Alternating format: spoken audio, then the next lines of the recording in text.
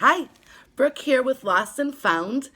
This is my first video after the introduction video, and I have made it to Arkansas. So I'm excited to share with you my journey thus far.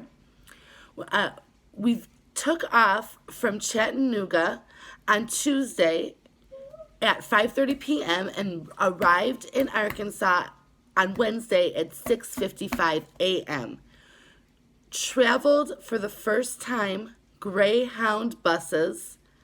A big shout out to anybody who's done that, because you have to be a soldier to do a truck like that. And I had a 7-year-old with me.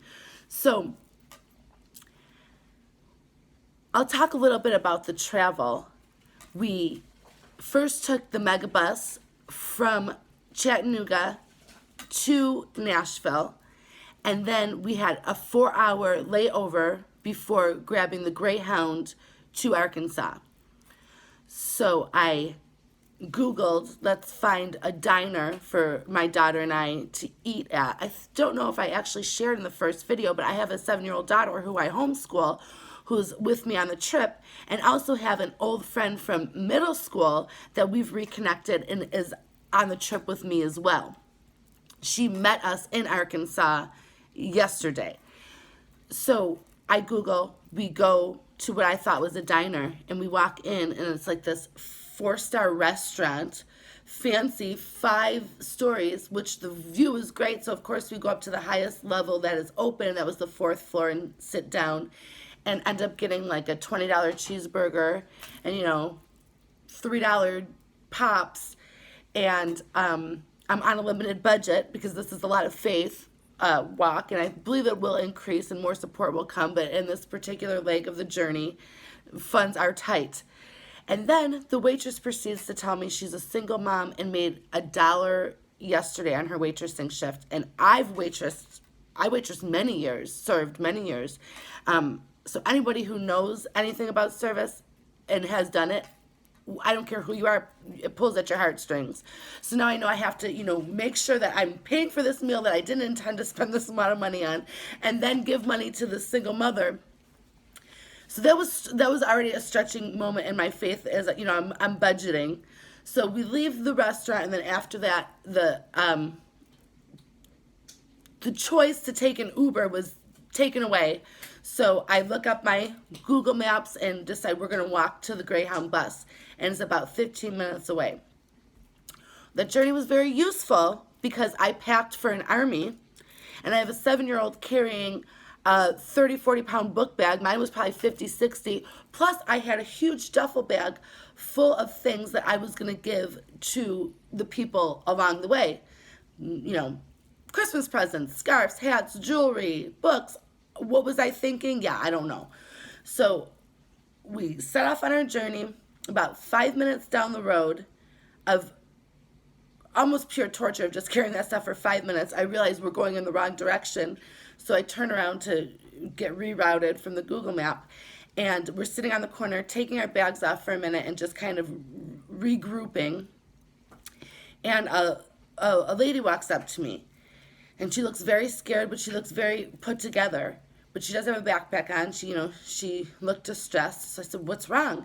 And she proceeds to tell me she's in Nashville, that she came from Columbus to meet a man, and the man ended up being no good.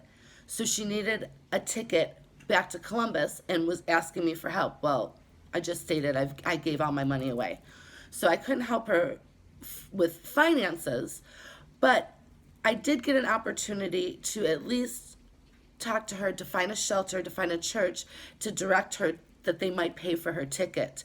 And in the process of doing that, because I was so weighed down with my luggage and with Chloe, of course, complaining about a 50-pound sack, because she does not complain, but a grown man would have complained about the size of that bag.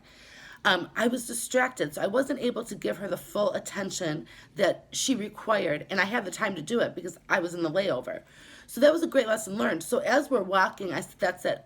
We have got to lose some of this weight. We are never going to be able to productively serve people with all this weight.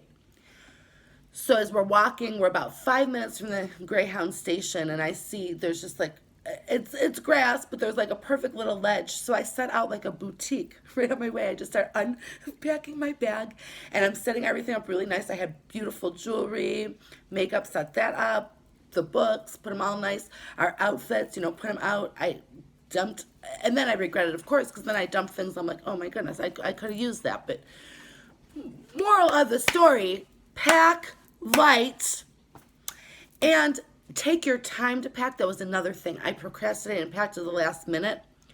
So take it from me. If you're going to go out on a journey like this, be thoughtful in your packing, pack light, and be useful in what you do bring. Because now I'm like, I had a dress shirt with me and a nice pair of jeans, and I gave those away. But I know that I could use those down the road. So anyway, now I am praying for clothes to come to me. So, and I know they will. But so I set up my little boutique. We walked to the Greyhound, and then from there it was kind of uneventful. Oh, I was able to give half of Chloe's meal that she didn't eat to a man who lost his wallet back in Portland. So that was a cool thing that happened. Another actually really nice thing. We were going on the bus, and with Greyhound, you can't get assigned seating. You can with Megabus, though. I liked that. So when we went to go see, we were like the last people almost to go in, and there were no seats together. And I asked this young lady if she minded moving so I can sit next to my daughter, and she was reluctant, but then she did. But then she warmed up to us, and we had a good rapport. So we that was a blessing in my mind, and I hope just me smiling and having my love on brought her a little joy to a long journey that in buses can be difficult for anybody. So we arrived. Awesome, amazing, found a McDonald's, had to sit there and homeschool while we were waiting for an early check-in, which the earliest was noon at our hotel, and it worked out perfect because then we were able to wait for Amy, who came in at 10:30. She met us at McDonald's, and we were able to go ahead and take our journey together. So this is the second night. We got a hotel room already booked for the first night, and after talking and discussing, we booked another night so we can have a good plan of action moving forward. So that is where we're at. So the journey is underway. We already do have our next leg of the journey booked. We will be heading to Kansas City, both Kansas City, Missouri, and Kansas. So in that time period, we're going to hit 2 states in one leg. So that is booked. We're excited. In the meantime, we are going out tomorrow in faith. We do have a plan for shelter for a small amount of time, but we are waiting for something to open up then after that in faith. So if you are the praying type, pray for us, pray with us. We can always use partners on this journey, whatever it is. If you have a comment, if you want to see something, if you want to see something in a particular state, I'll take you there. We'll go and we'll tape it. I do plan on meeting some cool people and bringing you, like I said I would, a little takeaway from Arkansas, but this is just the beginning. So we have not met anybody except for the workers in the hotel as of yet. So thank you so much for giving Lost and Found a chance, for coming on this journey with us. And I love you, and I look forward to keeping in touch with you very soon. Bye.